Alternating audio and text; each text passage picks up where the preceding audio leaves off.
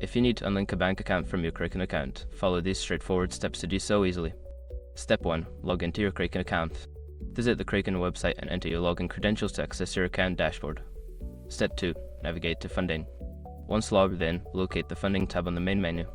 Click on it to view your funding options and linked accounts. Step 3. Select Bank Account. In Funding section, find the option for bank accounts or payment methods. Click on it to see a list of your linked bank accounts.